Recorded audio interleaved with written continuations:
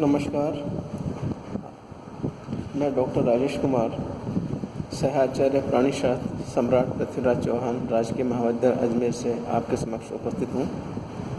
आज हम theories of embryology के विषय में चर्चा करेंगे, जो कि बीएससी पार्ट फर्स्ट के थर्ड पेपर डेवलपमेंटल बायोलॉजी के मेरे previous lecture basic of embryology के कंटिन्यूएशन में है। जैसा कि प्रीवियस लेक्चर में बताया गया कि एम्ब्रियोनिक डेवलपमेंट का ज्ञान 19वीं शताब्दी में सेल थ्योरी की स्थापना के पश्चात ही संभव हुआ। इसलिए एम्ब्रियोलॉजी के इतिहास का अध्ययन दो स्टेप्स में किया जाता है, ancient period and modern period. Previous lecture में हमने एंशिएंट पीरियड के बारे में चर्चा की थी। आज हम मॉडर्न पीरियड के बारे में चर्चा करेंगे। माइक्रोस्कोप की खोज के पश्चात परिवर्धन के समय अनेक वैज्ञानिकों द्वारा अनेक सिद्धांत प्रतिपादित किए गए, जिनमें मुख्य इस प्रकार है। पहला है प्री फॉर्मेशन थ्योरी, अर्थात पूर्व रचना सिद्धांत। वैज्ञानिक मार्सेलो मेलपिगी ने मुर्गी के अंडे के परिवर्तन का वर्णन अपनी पुस्तक डी ओवो इनक्यूबेटा में किया। उनके अनुसार भ्रूण के विभिन्न भाग अंडे में पहले ही उपस्थित होते हैं, जो वृद्धि के साथ साथ प्रदर्शित होते हैं। अन्य वैज्ञानिक स्वॉमर्डन ने बताया कि सेक्स सेल में वयस्क का छोटा प्रतिरूप पाया जाता है।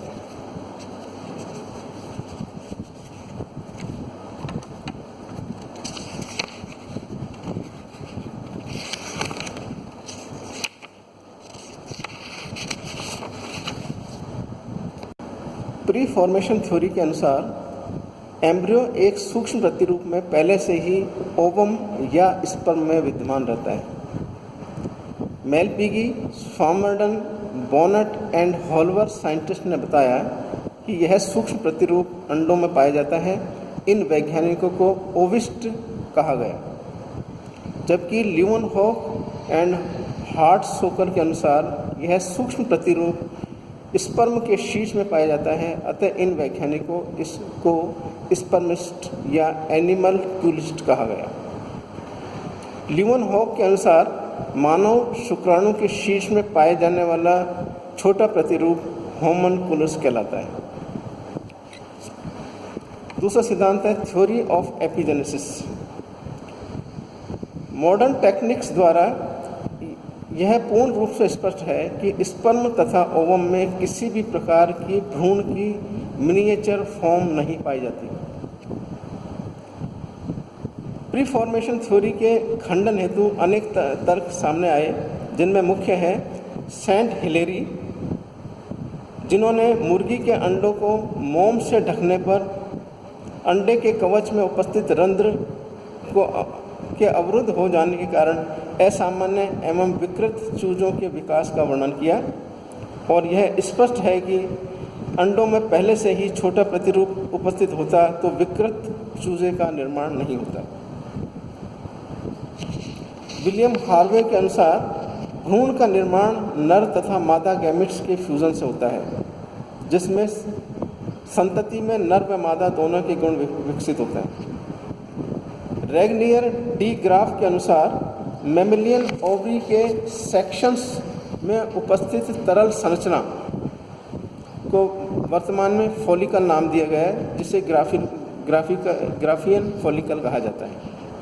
C.F. वोल्फ के अनुसार अंडे में मुर्गी का छोटा प्रतिरूप नहीं पाया जाता है, बल्कि एम्ब्रियो धीरे धीरे सिंपल फॉर्म से कॉम्प्लेक्स फॉर्म में परिवर्तित हो जाता है। कार्ल वॉन के अनुसार अंडे में डिफरेंशिएशन फर्टिलाइजेशन के दौरान होता है। बियर के कार्य डेवलपमेंटल हिस्ट्री ऑफ एनिमल्स के बाद प्री फॉर्मेशन थ्योरी की मान्यता पूर्ण रूप से समाप्त हो गई। तीसरा सिद्धांत है बियर्स लॉ। वॉन बियर को मॉडर्न एम्ब्रियोलॉजी का जनक, फादर ऑफ एम्ब्रियोलॉजी माना जाता है। इन्होंने 3 शोध पत्र प्रकाशित किए। Epistle, commentary and developmental history of animal.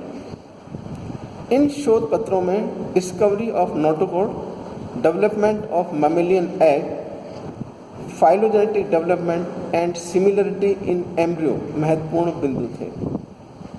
पियर के नियम की 3 मुख्य बातें हैं। पहला है डेवलपमेंट के समय सामान्य लक्षण पहले जबकि स्पेसिफिक लक्षण बाद में प्रदर्शित होते हैं।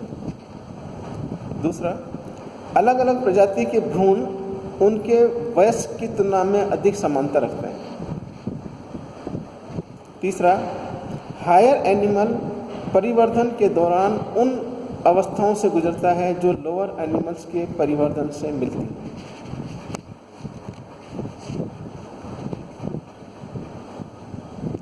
चौथा सिद्धांत है रिकैपिचुलेशन थ्योरी अर्थात पुनरावर्तन का सिद्धांत। यह सिद्धांत हीकल एंड मुलर ने प्रतिपादित किया।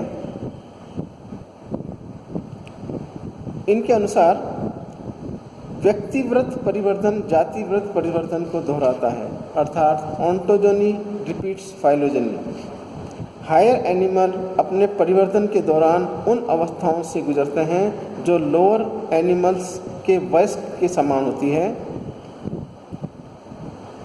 फॉर एग्जाम्पल, फ्रॉग डेवलपमेंट में zygote, morula, gastrula and larval stages को protozoa, porifera, coelenterata and fish के समान माना जा सकता है। नेक्स्ट सिद्धांत है जर्म प्लाज्म थ्योरी, जनन द्रव्य सिद्धांत। इसका प्रतिपादन ऑगस्ट वीजमान ने किया। इनके अनुसार प्राणियों में 2 प्रकार की कोशिकाएं पाई जाती हैं। पहला है जर्म कोशिकाएं और दूसरा है सोमेटिक सेल्स, कायिक कोशिकाएं। जर्म सेल्स द्वारा लक्षणों का स्थानांतरण पीढ़ी दर पीढ़ी होता है। प्रिमिटिव जर्म सेल्स जिनसे गोनड अर्थात टेस्टिस एंड ओवरी का निर्माण होता है, क्लीवेज के आरंभ में ही पृथक हो जाती हैं। जर्म सेल्स में आनुवांशिक निर्धारक उपस्थित होते हैं, जबकि सोमेटिक सेल्स में किसी प्रकार के निर्धारक नहीं पाए जाते हैं, अतः उनमें विभाजन सामान्य रूप से चलता रहता है।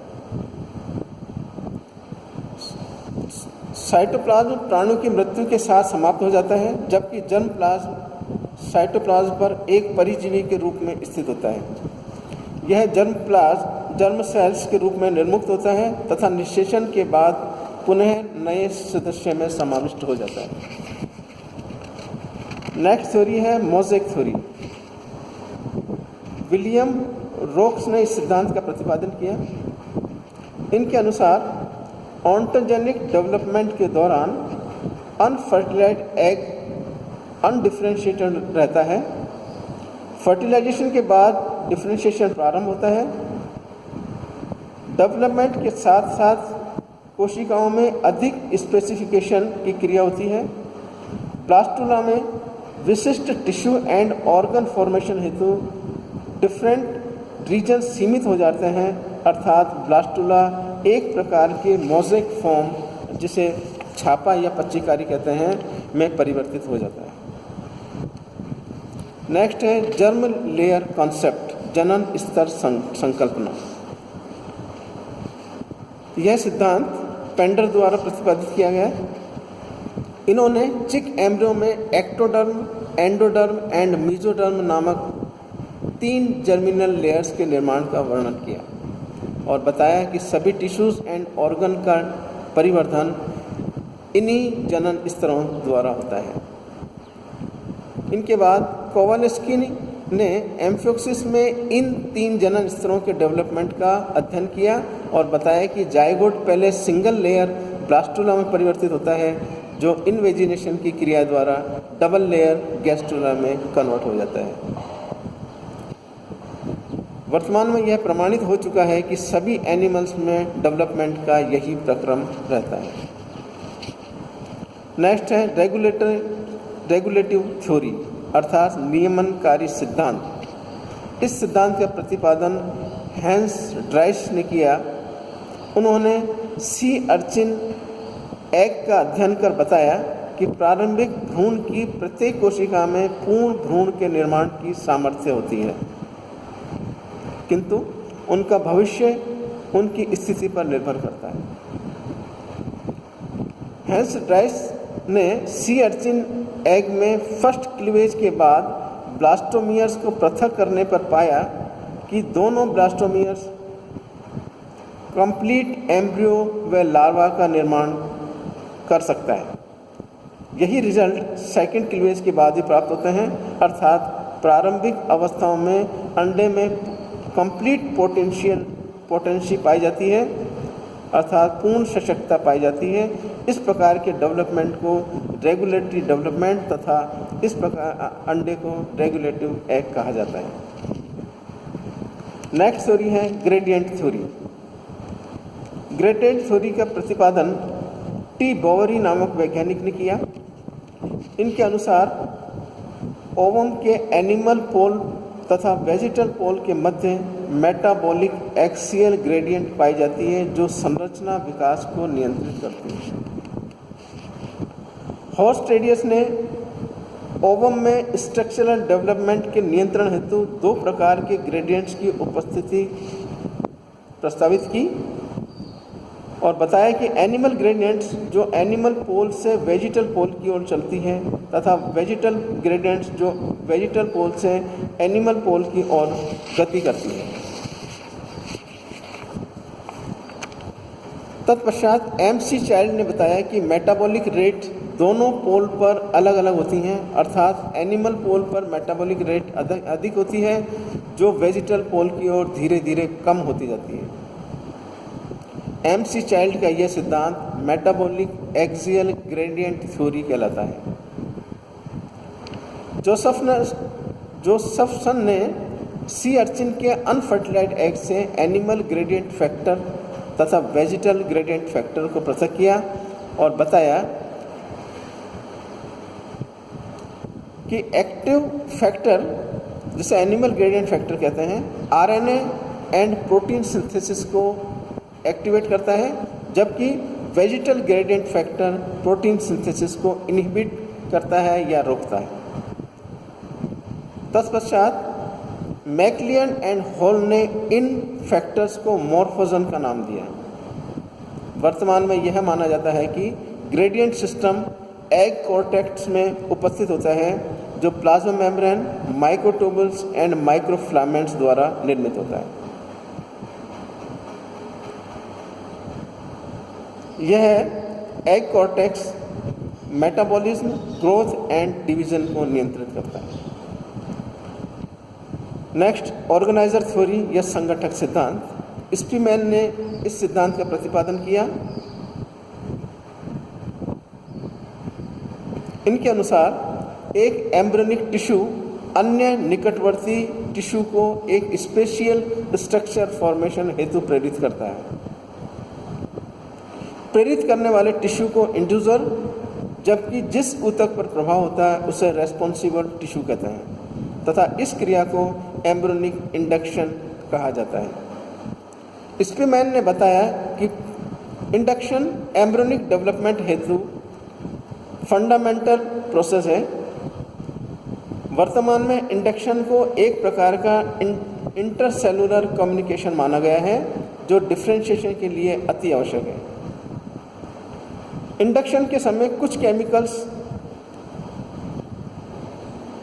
इंड्यूसर द्वारा संचरित किए जाते हैं, जिन्हें इवोकेटर कहा जाता है, तथा इंडक्शन की क्रिया को इवोकेशन कहा जाता है।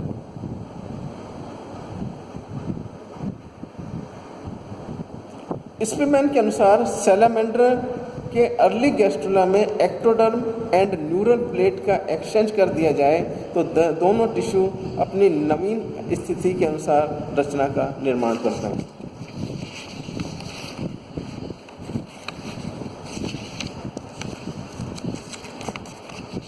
इन सब थ्योरीज के आधार पर